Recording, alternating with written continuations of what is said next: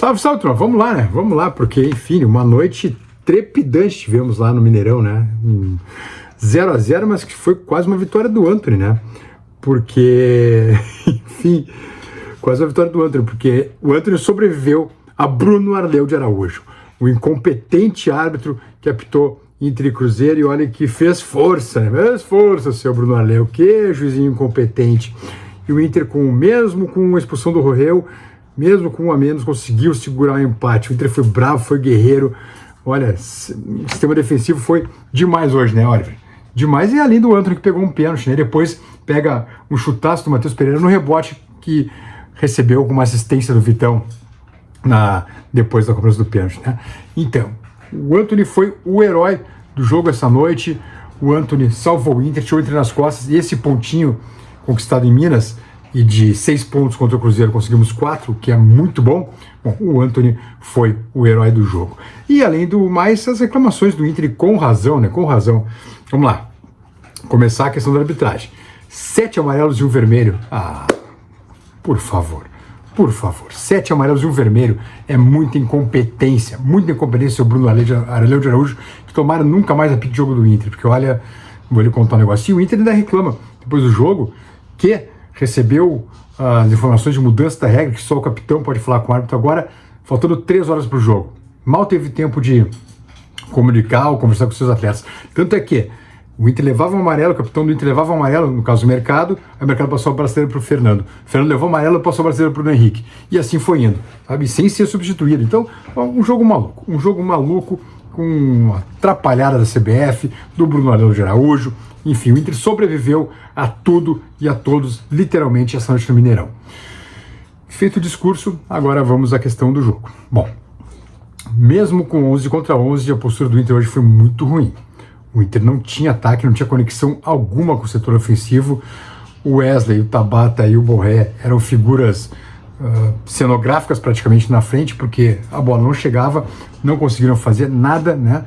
O Inter foi amarrado pelo Cruzeiro e tratou aí de se defender. Bom, aí perde o Rohel aos 32 minutos do primeiro tempo, expulso. Olha, talvez o amarelo, ele botou o braço no rosto lá do jogador do Cruzeiro, enfim.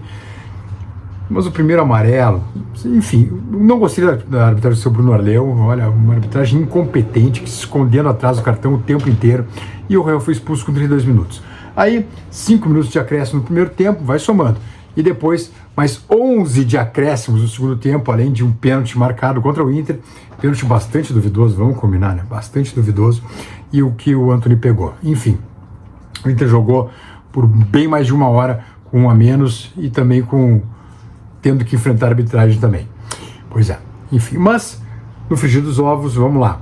Com 6 pontos contra o Cruzeiro, ganhamos 4. Ótimo, ótimo. Dos jogos atrasados, dos 6 pontos também ganhamos 4. 3 contra o Juventude e 1 contra o Cruzeiro. Agora, a postura do time em campo foi muito ruim. Muito ruim. Acho que o Roger errou ao não botar o Léo Patrick para tentar pelo menos segurar a bola. O Vanessa entrou numa preguiça de dar gosto. Nossa Senhora. Sequer corria para tentar um contra-ataque. Porque tava todo mundo se virando. O Vanessa não recebeu a bola. Bom, velho, se vira ali, era hora de se virar. Era hora de se virar, não era de receber a bola no pezinho. Tava com a menos, sendo pressionado e ainda com uma arbitragem incompetente. E eu acho que o Vanessa deixou muito a desejar. E aí, no final das contas, ainda entra o René. Bom, a ideia do Roger era se defender, não era tentar o gol, não era tentar um Yale, botar a bola no escanteio, enfim.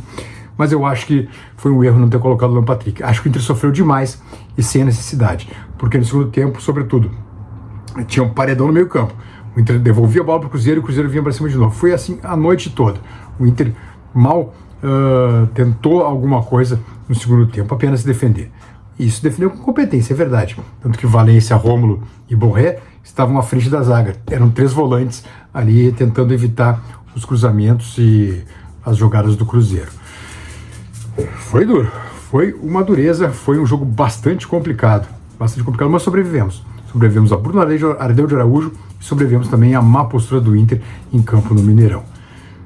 Reloginho na tela, por favor, meu caro Marcelinho Benfica, e vamos seguir aqui, porque tem muita coisa importante ainda para falar, e pedir aquele reloginho na tela para o pessoal deixar o like no vídeo e também se inscrever no canal, que amanhã temos live, 21 horas, tá bom? Bora lá!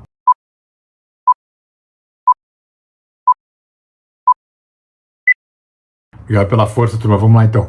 Bem, primeiro, as notas de Inter e Cruzeiro. Eu vou dar 2 notas. 10 para o Antony e 10 para a defesa do sistema defensivo do Inter, que passou mais um jogo sem tomar gol. Então, foi uma partida de sobrevivência e o Inter sobreviveu a essa partida. Depois, vamos lá. Vamos encarar a zaga, o Juventude agora, né? Domingo, o Jacone, mais o Inter Juventude, agora valendo pelo segundo turno mesmo, né? Com uma zaga atualmente reserva, né? Porque o Mercado e o Rohel estão suspensos, né? Um expulso, o outro com o terceiro amarelo. E aí, vamos ter que ir de Vitão e Robert Renan. A antiga zaga titular do Inter agora vai ser a nova zaga titular do Inter, né? Nessa quinta também, o Inter deve fechar a contratação do Brian Aguirre. Porque o Inter está comprando 50% dos direitos do Brian Aguirre, lateral direito, junto ao Lanús. O Natan também já está contratado. Se pintar no bid, é capaz até mesmo de jogar contra o Juventude domingo. E o terceiro ponto aí, né? Vamos lá, realmente confirmando essa terceira camisa do Inter aí, né? Terceiro uniforme do Inter, que o Marcelo Benfica colocou aí na tela. E fica evidente que em 2024 o Inter e a Adidas errou feio em todos os uniformes. O primeiro, o segundo e o terceiro uniforme, porque as camisas são muito feias. Uma pena, tomara que ano que vem as coisas melhorem, as camisas sejam mais bonitas e sobretudo de mangas longas, né? Mas essa noite que fica o Inter conseguiu uma vitória sobre o Bruno Arley Araújo, o Antony conseguiu vencê-lo, né? E também conseguiu um ponto importantíssimo diante do Cruzeiro no Mineirão e segue muito firme rumo à tentativa de G8. Tomara que tenha G8, porque se tiver G8, o Inter tem grande chance. Tá bom, turminha? Voltamos logo mais. Beijos. Tchau, tchau.